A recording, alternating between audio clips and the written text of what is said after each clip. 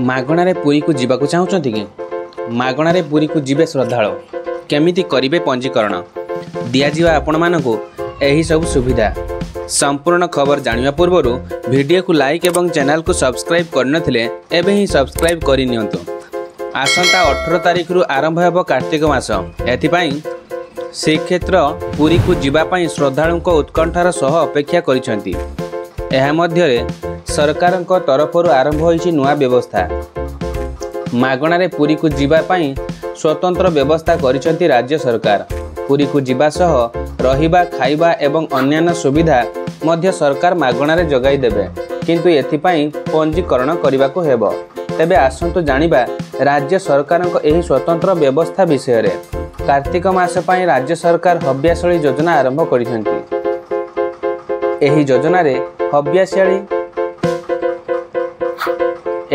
रे हविष्याळी मानक मागणारे पुरी जीवाको व्यवस्था करिसेंती राज्य सरकार।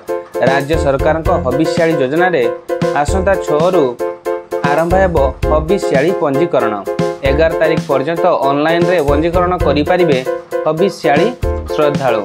एथिपाई e-district.odisha.gov.in पोर्टल माध्यम रे निर्दिष्ट फॉर्म माध्यम रे ऑनलाइन जगे पंजीकरण करिबाको हेबो।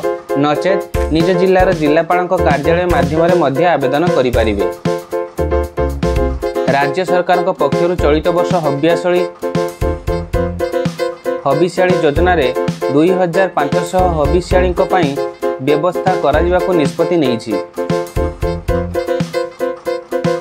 पुरी रे हविष्याळी एक मासर रखणी व्यवस्था कराजिबो। हविष्याळी को समस्त प्रकार सुविधा सुजोग प्रदान कराजिबो बोली संस्कृत हविष्याळी को समस्त प्रकार सुविधा सुजोग प्रदान कराजिबो बोली संस्कृति मंत्री सूर्यवंशी सूरज सूचना देइछंती।